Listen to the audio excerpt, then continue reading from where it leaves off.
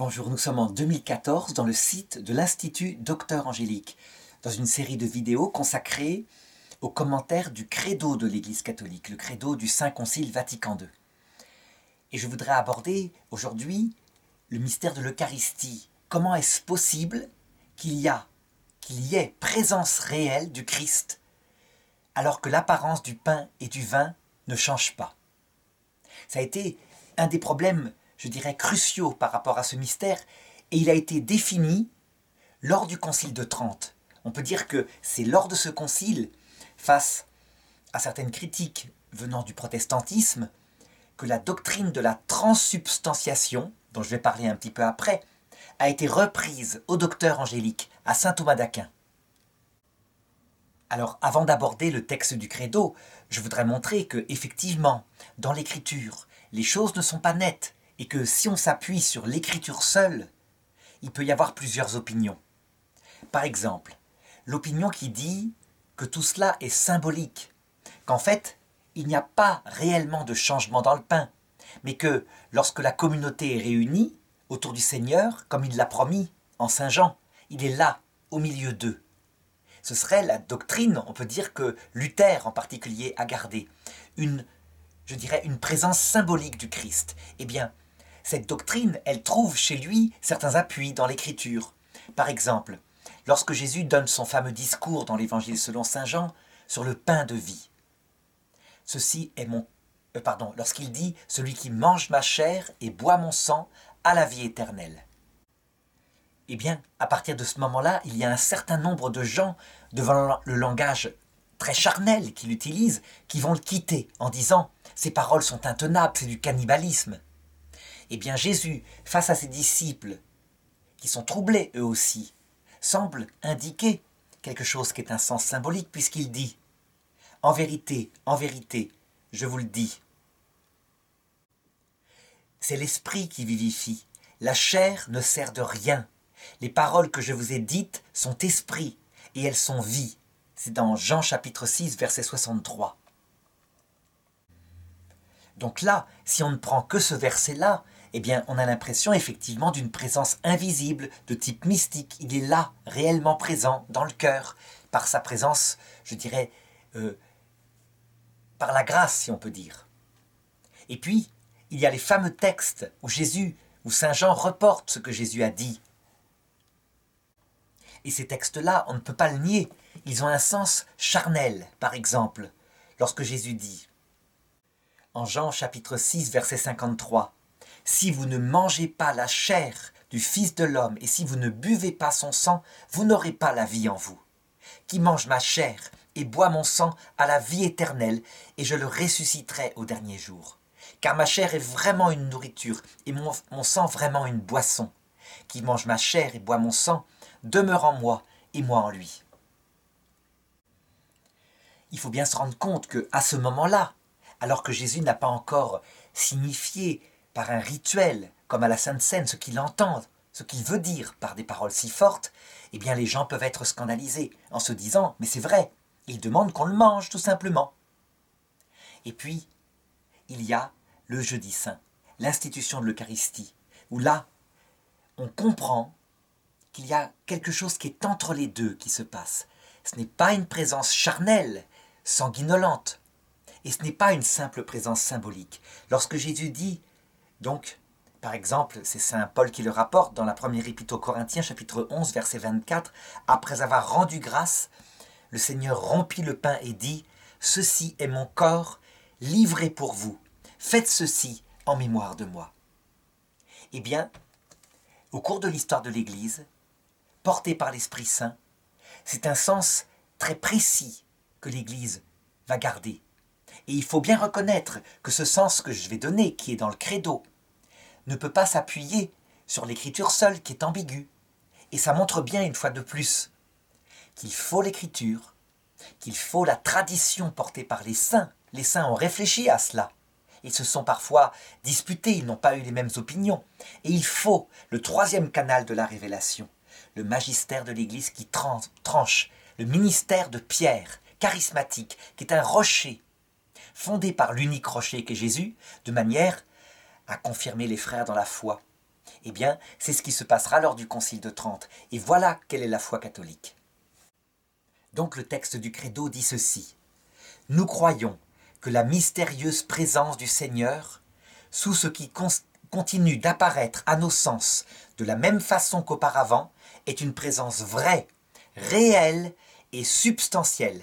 Le Christ ne peut être présent en ce sacrement autrement que par le changement en son corps de la réalité elle-même du pain et par le changement en son sang de la réalité elle-même du vin, seules demeurant inchangées les propriétés du pain et du vin que nos sens perçoivent.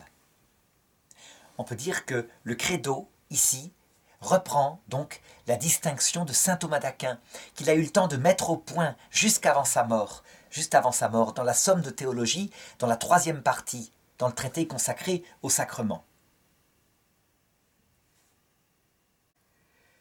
D'ailleurs, pour bien montrer que l'Église s'appuie sur saint Thomas d'Aquin, elle va utiliser le terme théologique qu'il a forgé, ou du moins qu'il a forgé dans la tradition des autres grands docteurs de l'Église. Ce changement mystérieux continue le credo de Vatican II. L'Église l'appelle, d'une manière très appropriée, transsubstantiation. Toute explication théologique cherchant quelque intelligence de ce mystère doit, pour être en accord avec la foi catholique, maintenir que dans la réalité elle-même, indépendante de notre esprit, le pain et le vin ont cessé d'exister après la consécration, en sorte que c'est le corps et le sang adorable du Seigneur Jésus qui, dès lors, sont réellement devant nous sous les espèces sacramentelles du pain et du vin, comme le Seigneur l'a voulu. Donc l'explication théologique que je vais donner là, l'Église admet que dans les détails, donc puisque je vais donner celle de saint Thomas d'Aquin, ça peut être changé, il peut y avoir d'autres explications, mais elle met un repère dogmatique très net. Toute explication qui sortirait de l'idée qu'il y a une présence réelle, qu'il y a donc eu un changement de substance. Je vais expliquer ce que ça veut dire. Toute explication comme celle-ci qui se contenterait par exemple d'un changement de signification. Ceci signifie symboliquement le corps. Ou alors, autre théorie, une finalité différente. Ça veut dire que ce pain, qui est du vrai pain, qui serait resté du pain, aurait la finalité de faire comprendre intelligemment ce que peut être le corps du Christ, donc un peu comme le pain, où on apporte des grains de blé, c'est le travail de l'homme, et puis on le consacre au Seigneur. Toutes ces significations-là, qui sortent de l'idée que c'est fondé sur un vrai miracle métaphysique, c'est-à-dire touchant l'être même du pain et du vin, toute explication comme celle-ci serait fausse. Ça ne veut pas dire qu'il n'y a pas une signification nouvelle dans ce pain et ce vin. Ça ne veut pas dire qu'il n'y a pas une finalité nouvelle de ce pain et ce vin, puisqu'ils signifient quelque chose symboliquement et qu'ils sont finalisés par la venue du Christ dans notre cœur, mais ça sera dit un petit peu après dans le credo, donc je commenterai tout à l'heure. Mais cela veut dire que le fondement est réellement dans l'être. Il y a un changement de réalité. Alors, je vais essayer de donner ici l'explication que donne saint Thomas, puisque ce terme est repris à saint Thomas d'Aquin. Saint Thomas d'Aquin, au Moyen-Âge, entend parler pour la première fois d'un philosophe grec de très haut niveau, qui est retransmis à l'Europe, à savoir Aristote, et en particulier d'un livre d'Aristote qui s'appelle « La philosophie première », qui étudie l'être même des choses, les choses en tant qu'elles existent, qu'elles sont là devant nous.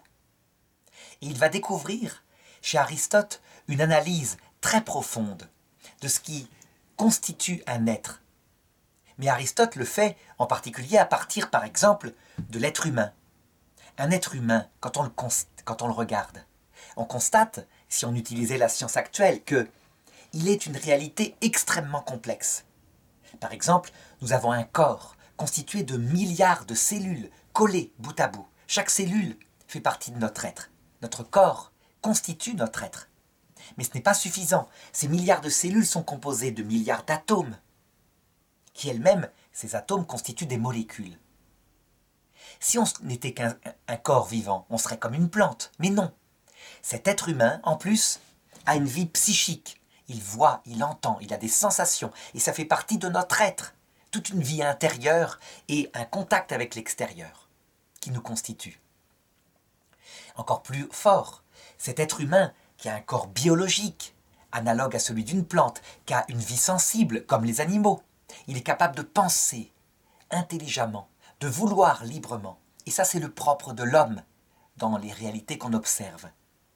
Ces trois niveaux de vie, biologique, sensible, spirituel, constituent des parties de notre être profond, qui est bien plus profond que tout ce qui apparaît à notre conscience. On pourrait même dire que notre conscience est comme le sommet d'un iceberg avec tout à l'intérieur, un inconscient spirituel, psychique, biologique.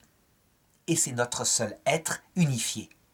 L'être humain, on le voit bien, il est parfaitement unifié, du moins quand il n'est pas malade ou mourant. Mais l'unité d'un être humain en bonne santé fait que si on lui coupe un petit bout de doigt, on coupe une partie de son être, c'est évident. C'est moins net pour les cheveux, qui eux ne sont pas, je dirais, intimement liés à notre être à la façon d'un doigt. Mais c'est parfaitement net pour notre tête, pour notre pensée, encore plus. Notre pensée, elle constitue même notre personnalité. Aristote va se demander, cette diversité d'éléments qu'il décrit, qui sont multiples, qu'il met sous forme de 10 catégories, comment expliquer leur unité? Comment expliquer qu'il n'y a qu'un seul être? Aristote va même s'opposer à la théorie de Platon qui pensait que le corps n'était pas vraiment de notre être, c'était juste un véhicule provisoire où on avait été condamné à vivre. Pour Platon, seul notre esprit était notre être. Aristote dit non, on constate que c'est pas vrai.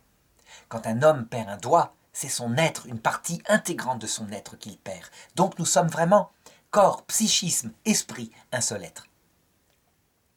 Il dit, puisqu'il y a diversité d'existence, de réalité, ces milliards d'atomes dont je parlais, et puisqu'il y a une unité, depuis, je dirais, la première cellule, même si ça il ne le sait pas, jusqu'à nous actuellement, alors c'est qu'il y a forcément une cause cachée à l'intérieur de nous, une cause immanente de cette unité. Je dirais, c'est presque évident, toute réalité une a une cause cachée. Si je montre par exemple ce petit ordinateur là, tout simplement, eh bien, il a une cause d'unité, sauf qu'elle vient de l'extérieur. Elle n'est pas aussi forte que notre être vivant. Pour l'ordinateur, c'est le projet de plusieurs ingénieurs, d'équipes mondiales d'ingénieurs qui ont collaboré ensemble pour faire une machine avec son unité d'action. C'est une œuvre artistique, mais il y a bien un principe d'unité qui est le projet de l'artiste qui a donné l'œuvre en question. Eh bien, c'est pareil pour nous. Cette cause de notre unité, qui nous permet de comprendre à quel point on forme un seul être, Aristote l'appelle l'ousia. Ousia, c'est un mot grec qui se traduit en français par la substance. Il y a en nous une cause unique de notre être tout entier. Elle est bien unique puisque nous formons bien un seul être. Et lorsque la mort arrive, lorsque notre corps se sépare de notre âme, lui, il est livré à son propre principe d'unité, qui devient un principe d'unité d'ordre physique, pas assez fort pour maintenir l'unité vivante de ce corps. Et donc ce corps très vite s'arrête de respirer, et puis il se décompose. Notre âme spirituelle, dira Aristote, elle survit. Et donc la substance, principe d'unité de notre être, part ailleurs, dans un autre monde. Parce que, il le montre, notre esprit ne peut pas être entièrement fait de ce corps. Il dépasse largement par ses opérations ce qui est corporel. Donc on le voit, cette découverte de la substance comme cause immanente, cachée de l'unité de notre être, elle est assez facile à faire pour un être humain. Un être humain, il est parfaitement unifié. On voit bien que si on coupe un être humain en deux, on tue quelque chose de substantiel, vraiment.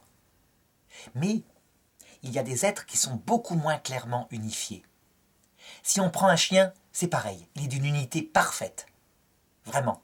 Il a une unité substantielle qui est visible, et si on le coupe en deux, il se passe la même chose que pour l'homme, on détruit son être.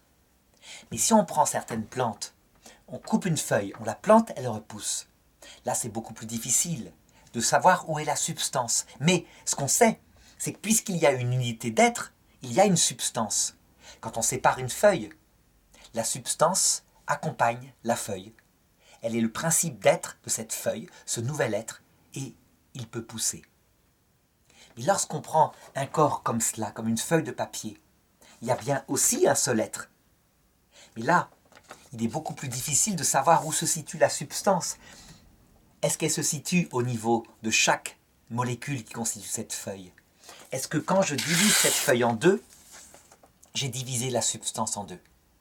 C'est plus difficile de se prononcer, mais c'est le même argument. Tout être unifié, donc cette feuille-là constitue un être unifié, a un principe d'unité qui explique son unité. Dans le cas d'un morceau de pain, qui est un corps, je dirais, analogue à une feuille de papier, il n'est pas vivant, eh bien, on peut distinguer les accidents extérieurs, comme par exemple pour cette feuille, je dirais, son toucher. Mais aussi, si je regardais au microscope, les molécules qu'il constitue. Ce sont des accidents extérieurs. Je veux dire par là que c'est accessible au sens et qu'il y a une cause d'unité plus profonde, cachée, invisible au microscope, qui explique que cette feuille tient comme cela. Cette cause cachée, on l'appelle donc la substance. Dans l'Eucharistie, lorsque le prêtre impose les mains à l'Eucharistie, au pain et au vin, et qu'il prononce les paroles « Ceci est mon corps », je pense que c'est à ce moment-là que Dieu opère son miracle invisible. Et voilà ce qui se passe. Les apparences externes, ce qu'on peut appeler les accidents, ne sont absolument pas changées. Sous ce rapport-là, rien ne varie, sauf exceptionnellement, dans quelques miracles eucharistiques que Jésus a faits, qui sont très intéressants, parce que des analyses scientifiques ont montré que lorsqu'une hostie s'était quelquefois dans l'histoire de l'Église transformée en un morceau de chair palpitant, on avait pu constater que c'était vraiment comme un morceau du cœur d'un homme coupé dans le vif. Mais ça, c'est exceptionnel. C'était pour aider la foi de quelques prêtres qui n'y croyaient plus. Dans l'Eucharistie, habituellement, les apparences ne changent pas, elles demeurent inchangées. C'est la substance invisible de cette réalité, qui est une petite hostie, qui va disparaître. Et ce qui donne l'unité à cet être-là, ce qui le porte dans l'être, c'est la présence de la substance du corps du Christ, réellement. Ce qui veut dire que si cet élément qui unifie le corps du Christ est là, on peut dire que pour le corps du Christ, l'élément qui l'unifie, c'est sa propre substance à lui. Et sa propre substance au Christ, qu'est-ce que c'est? Le principe d'unité de tout son être. Eh bien, je pense que c'est le Verbe de Dieu. C'est le Verbe de Dieu qui est le principe d'unité de la personne du Christ. Le Christ n'est pas une personne humaine. Le Christ est la personne unique du Verbe qui s'est fait chair, qui a donc une nature humaine et aussi sa nature divine. Mais le principe d'unité de tout cela, de cet unique être qu'est le Christ, je crois qu'on peut dire que c'est le Verbe. C'est lui qui réalise l'unité pour faire une seule personne avec ces deux natures. Et donc, le Verbe, c'est ce que je dirais, même si ce n'est qu'une hypothèse, l'Église ne dogmatise pas jusqu'à là, le Verbe est réellement présent. Et c'est lui qui est la substance présente. Et la substance du pain et du vin ont disparu.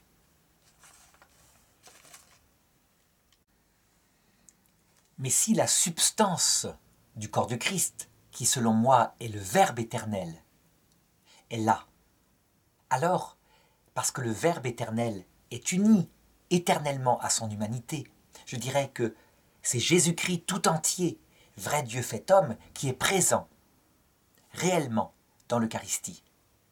Et si le Verbe éternel est sans cesse avec le Père et le Saint-Esprit, dans une relation trinitaire, infinie, éternelle, alors est présent dans l'Eucharistie en concomitance le Père et le Saint-Esprit. C'est la Trinité tout entière qui est là, réellement présente.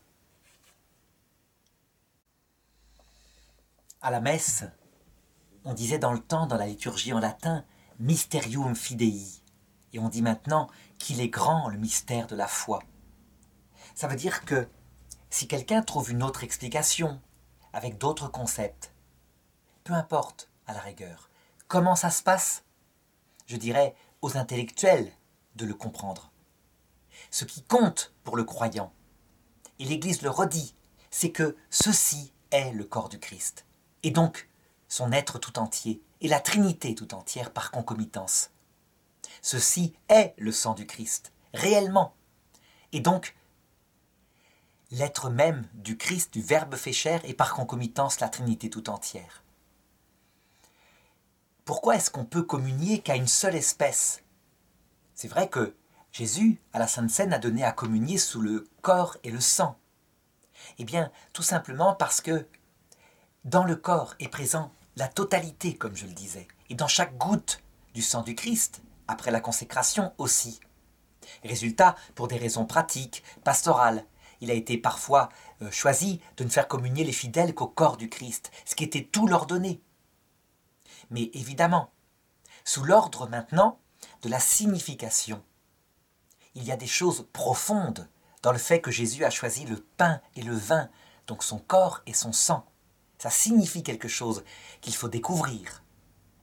De même, sous le rapport de la finalité, du but de l'Eucharistie, des choses extraordinairement profondes sont à découvrir, et là ce sont tous les traités de théologie mystique qui vont se mettre en place. Mais l'Église, dans son credo, dans la phrase suivante, donne quelques indications de ce qui est le principal, l'essentiel.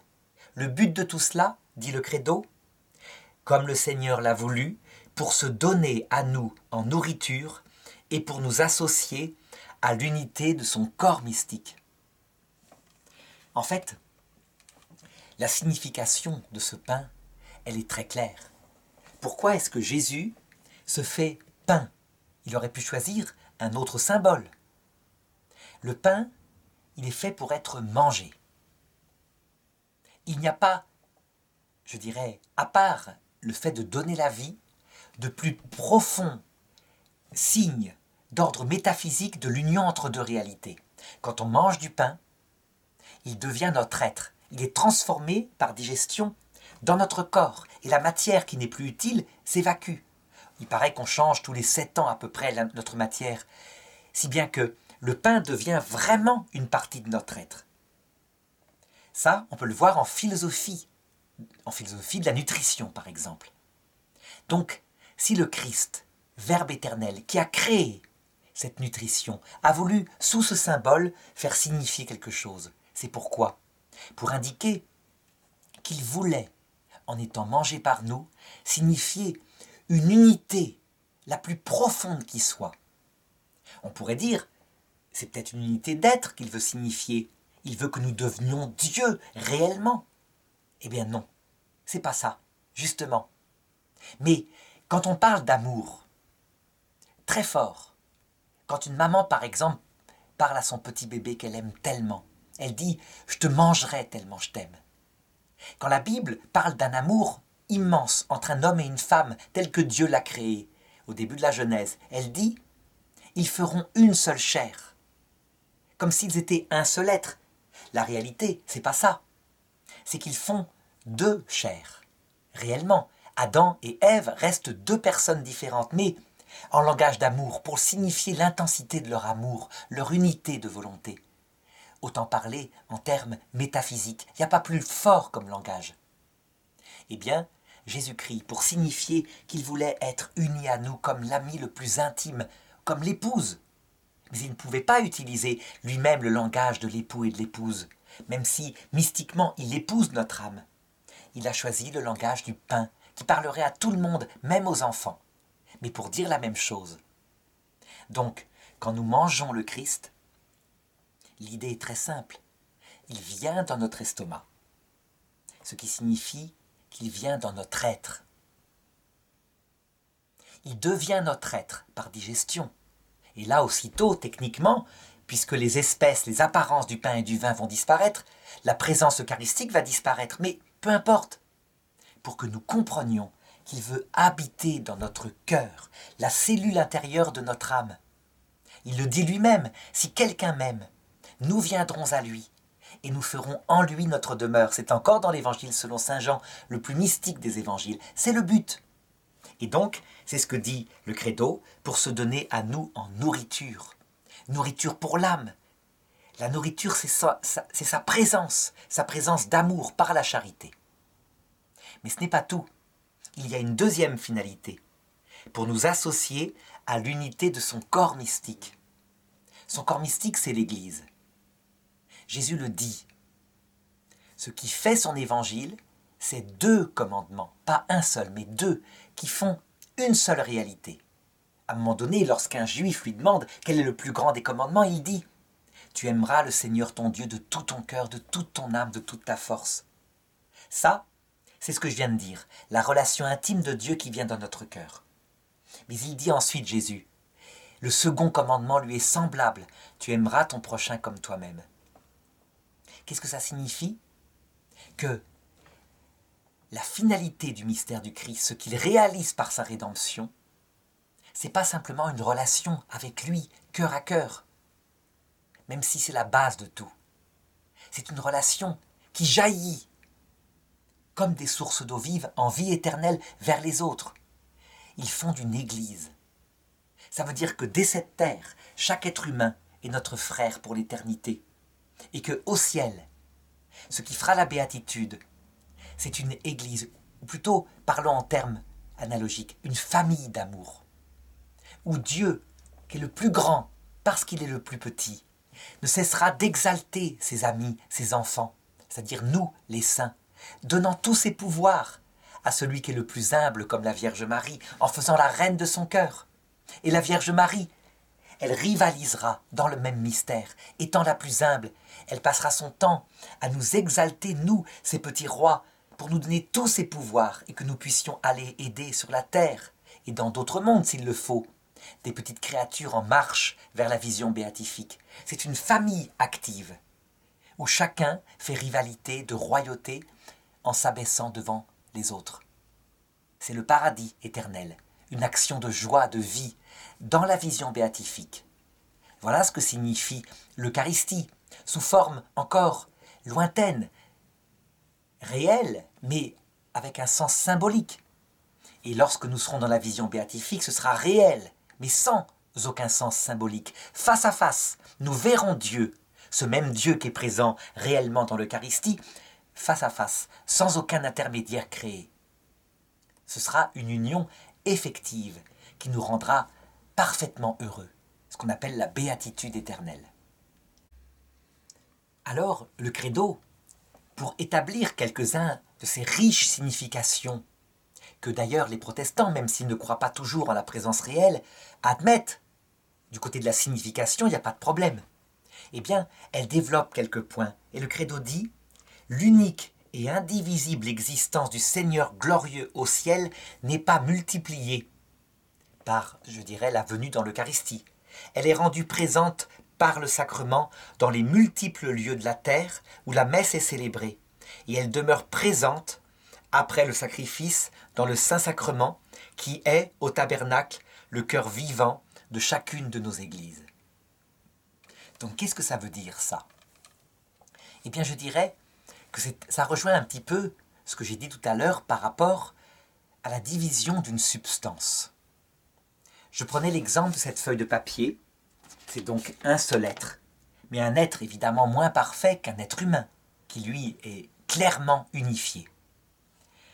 Quand je divise cette feuille, la substance du papier est entièrement présente dans cette feuille, et aussi dans celle-là. Et pourtant, il y a maintenant 2 êtres. Est-ce que c'est la même substance? Non, puisque c'est un être, 2 êtres. Mais c'est pourtant la même substance, celle du papier. Eh bien, dans cette analogie qu'on peut tirer de la métaphysique, donc de la philosophie de l'être, on peut avoir une idée de ce qui se passe quand un prêtre coupe l'Eucharistie pour la donner aux fidèles. Il n'y a pas 2 Christ. Il n'y a qu'un seul Jésus-Christ. Jésus-Christ qui est au ciel. Ça, c'est ce que disait le credo juste avant, qui est bienheureux, qui ne souffre pas. Mais sa substance, de par la puissance de Dieu, fait que Son être est réellement et entièrement présent dans chaque petite miette d'hostie, quand bien même le prêtre diviserait en une micro-miette parce qu'il n'a pas assez d'Eucharistie. Le Christ, Verbe éternel, est entièrement présent dans cette miette. Il ne faut pas imaginer 50 Christ.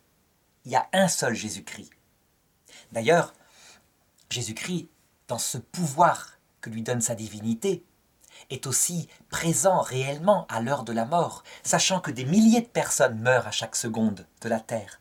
Il est présent avec elles et avec les personnes du ciel, dans des milliers d'endroits. Donc, l'idée de la localisation n'est pas comme sur cette terre, par la puissance de Dieu. Et pourtant, il n'y a qu'un seul Jésus-Christ. Voilà ce que peut signifier cette présence eucharistique dans de nombreux morceaux de pain. Chaque fidèle le reçoit. Je dirais qu'au sens spirituel, on a là un sens très profond. Certains pourraient dire, donc Dieu, puisque c'est comme une alliance d'amour, Dieu est polygame. Il aime infiniment la Vierge Marie, il se donne entièrement à elle, au ciel, mais aussi il se donne à saint Augustin qui est au ciel, entièrement, comme s'il était l'unique.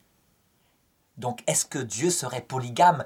Je dirais la femme symbolisant l'âme de la Vierge Marie, l'âme de saint Augustin. Non, c'est pas comme ça que ça se passe. Dieu est entièrement, uniquement donné à son unique, qui est la Vierge Marie. Il est entièrement donné, uniquement donné à son unique, qui est saint Augustin, à son unique, qui est moi, qui est chacun d'entre nous. Dieu en est capable, il n'y a pas de division. C'est donc symbolisé par ce que j'ai dit avec cette feuille. La substance de la feuille est entièrement présente dans ces deux morceaux. Et pareil pour l'Eucharistie. Donc la richesse de sens est immense. Autre question qui se pose. Dans l'Église latine, donc l'Église autour du patriarche de Rome, un des 12 apôtres, Pierre et Paul, l'habitude s'est très vite prise en conséquence d'adorer le Saint-Sacrement. Lorsqu'il reste des hosties, on les range dans le tabernacle, dans l'église.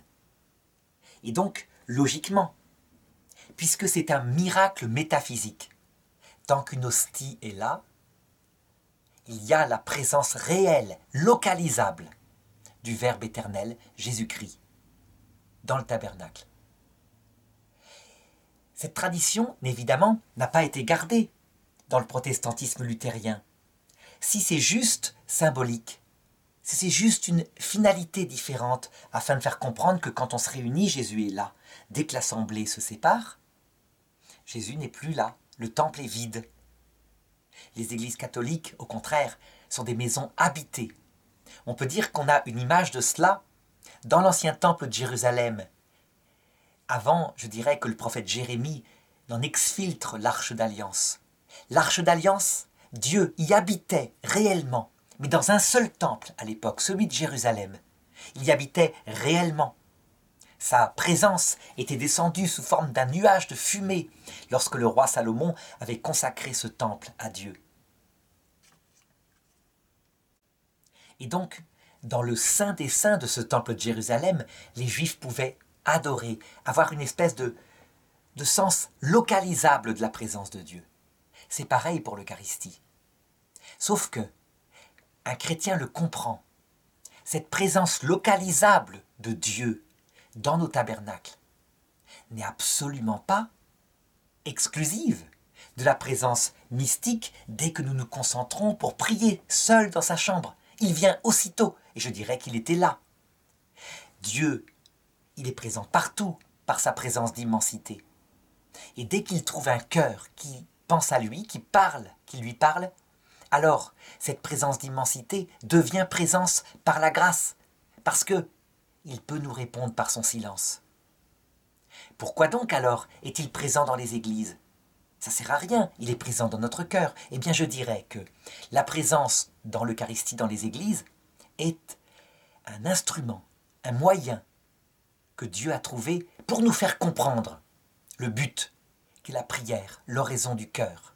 Ça c'est sainte Thérèse d'Avila, docteur de l'Église, qui le montre. L'Eucharistie est en vue de la prière du cœur à cœur. Mais puisque Jésus est absent, de manière visible, je veux dire, à nos sens, il est totalement présent de toutes les façons possibles que je viens d'indiquer, alors lui se fait, par cette présence eucharistique, instrument en vue que nous comprenions son désir de notre vie intérieure avec sa présence au fond de notre cœur. Notre cœur est beaucoup plus que les tabernacles des églises dans l'intention de Dieu. L'arche d'alliance sainte, le cœur de Marie, qui a été parfaitement adéquat au mystère, est beaucoup plus que nous, pauvres pécheurs, tabernacle de la présence de Dieu, au point que pour le signifier, Dieu a habité dans son corps réellement sous la forme de l'enfant Jésus lorsqu'elle était enceinte. Et ça signifiait comment est-ce que, après son départ, elle a pu vivre de manière unique, intense de l'Eucharistie que son prêtre, Jean, l'apôtre, lui donnait lorsqu'elle était à Éphèse avec lui. Et donc c'est pourquoi ce texte sur la présence réelle se termine de la façon suivante dans le credo de l'Église catholique. Et c'est pour nous un devoir très doux d'honorer et d'adorer dans la Sainte Hostie que nos yeux voient le Verbe incarné, qu'ils ne peuvent pas voir et qui, sans quitter le ciel, s'est rendu présent devant nous. L'Église dit bien honorer et adorer. Ça veut dire que, à l'hostie, nous ne rendons pas simplement un culte du lit. Du lit, ça veut dire d'honneur. On honore nos parents. On remercie pour tous les dons donnés. Mais adorer dans le sens d'un culte de latrie, l'adoration, au sens qu'il est le créateur du ciel et de la terre, qu'on peut lui reconnaître, de nous tenir même dans l'être, que c'est lui, dans l'Eucharistie, qui a créé le monde, qui a créé les anges, qui était, comme dit saint Jean, avant même que l'univers soit, et sans lui rien ne fut. Donc, on adore Jésus-Christ dans l'Eucharistie. Il y a une différence d'ailleurs avec la liturgie du Vendredi Saint, lorsqu'on adore la croix. L'adoration de la croix, c'est un culte de du lit, parce que la croix de Jésus ne fait pas partie de son être, mais nous l'honorons parce qu'elle est un chemin grandiose que Dieu a inventé pour nous permettre d'aller plus loin dans la rédemption, d'acquérir un cœur brisé, un esprit humilié, chose si nécessaire pour entrer dans la gloire, comme le dit Dieu à Moïse, « Nul ne peut me voir sans mourir à soi-même ». Et donc, à partir de cette foi, de ce repère dogmatique de l'Église, la présence réelle du Christ, qui n'est pas sanguinolente, ni simplement mystique, donc en esprit, mais qui est un miracle métaphysique, est née la spiritualité de l'adoration eucharistique. À partir de là, on peut se demander, est-ce que l'adoration eucharistique dans l'ostensoir est la spiritualité au sommet de l'Église catholique? Là, ce n'est pas dans le credo, mais je peux donner mon opinion. Mon opinion est donc que l'adoration eucharistique, puisque Jésus s'est fait pain, est finalisée par l'adoration eucharistique lorsqu'on communie au corps et au sang du Christ, qu'on le mange. Parce qu'il est mieux d'adorer Jésus à l'intérieur de soi, dans la cellule qu'est notre cœur, que de l'adorer à l'extérieur de soi.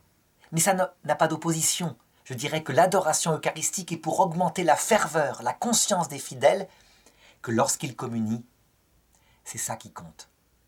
Du coup, question suivante, la communion eucharistique, donc le fait de recevoir le corps du Christ, est-ce qu'elle est le but, l'alpha et l'oméga de toute la vie chrétienne? Réponse avec les docteurs de l'Église comme sainte Thérèse d'Avila, non, non plus.